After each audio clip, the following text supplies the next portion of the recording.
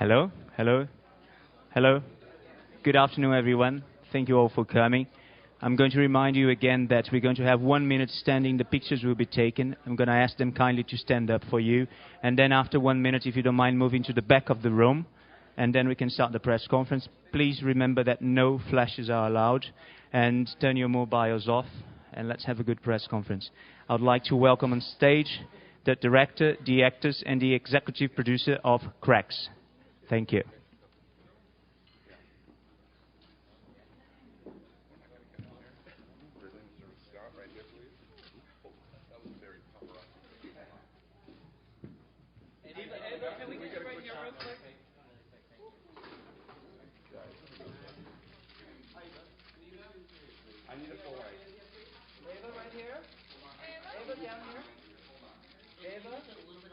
I'm sorry, guys. I'm sorry, guys. Eva right here?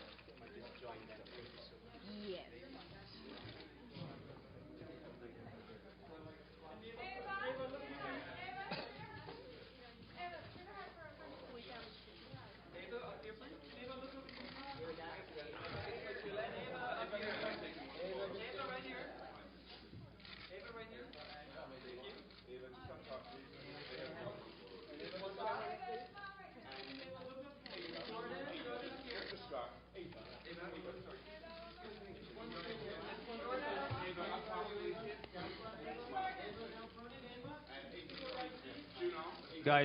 Guys, thank you so much. Thank you. Sorry, thank you so much. Do you mind please moving to the back? Thank you. Guys, hello? Hello? Do you mind please moving to the back? Thank you so much. Down. Thank you. Thank you. Let's start. Henri. Good afternoon, everyone, and welcome to the press conference for Cracks. And I'd like to introduce immediately the people who are here at this table, whose talent have given the film its content, its flesh, its meat, and its feeling.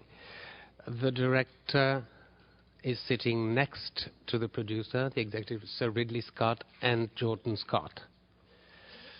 In front of the camera, and here with us today, the crucial triangle at the heart of the film, the teacher, Miss G, played by Miss G, Eva Green, and as Di, the team captain of the diving team, Juno Temple, and as Fiamma, the Spaniard who comes in and sort of threatens to upset the balance of power and affection, Miss Maria Valverde. And I'm sure you've been asked about 1 million times, Miss Scott,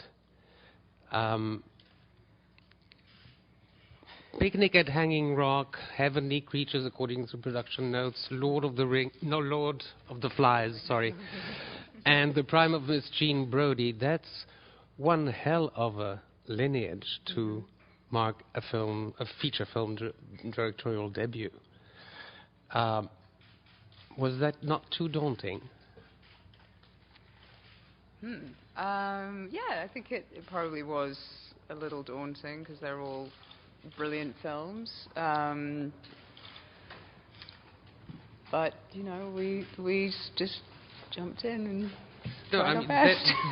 They're just in the production notes, which is why, and I said, so it's almost in the first paragraph, and I went, ooh, that's one hell of a an army of angels to hover over your head. They're, you know, some of my favorite films, and so, you know, hopefully we've emulated even a small part of that. And the second question that you've been asked about 1 million times, it's common knowledge that you're Sir Ridley Scott's daughter. Now, Sir Ridley, is a producer, executive producer, and he's always been a hands-on person as a producer and as a director. How does that work between the two of you? How did it work between the two of you?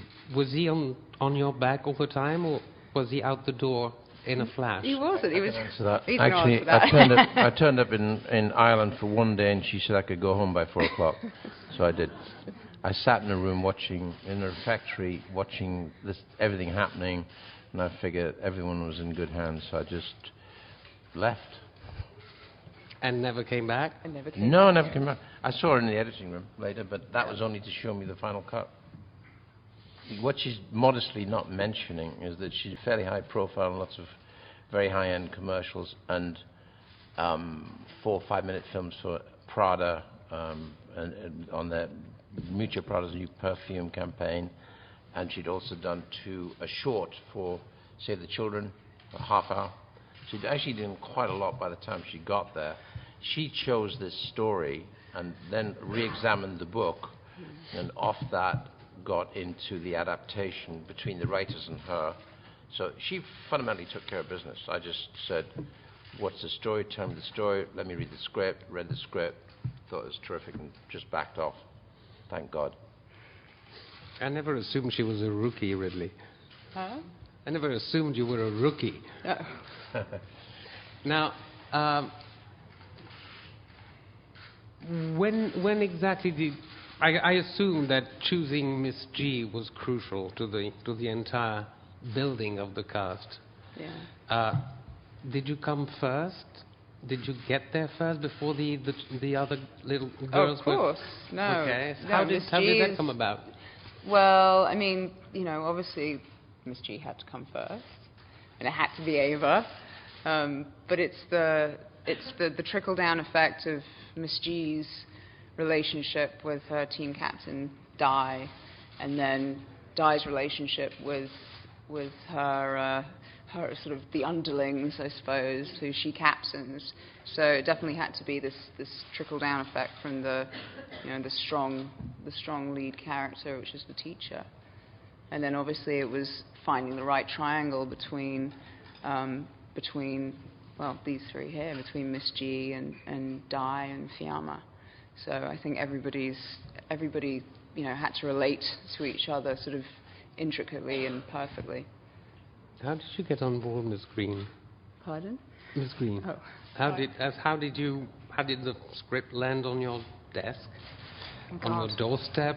Did you go after it? I mean, I was very lucky. Jordan wrote me a very nice letter saying she would like me to be part of this adventure, and I read the script, and I was very intrigued. I thought it was kind of a unusual story, and I love the relationship that she has with her students, and I fell in love with it straight away and said yes very quickly. Young ladies, how did you get on board?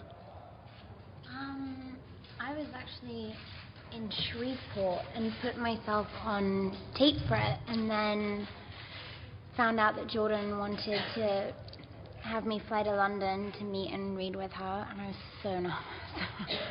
And I flew, and I had probably one of the most fun auditions I've ever had. We played around with it, and we had a blast. And same as what Eva said about it's such an intriguing and unusual story that you're kind of hooked the minute you start reading the script. You're mesmerized by it and the whole intricate, twisted relationships that are going on in the school are fascinating. And yeah, I felt so privileged to be cast in it.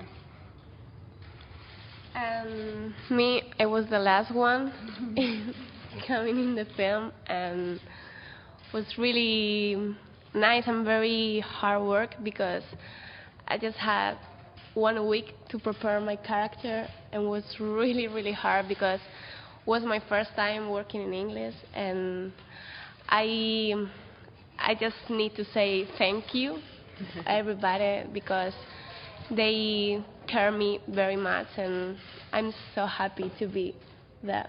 Thank you. Now, in a way, because you came in and you had only 1 week to prepare for your character, you went, I guess, straight to the point. Yeah. So how was that? I said to me, rock and roll, and that's it for me. Oh, that's fast. Yeah, that was my sentence, to be there and just have fun and work.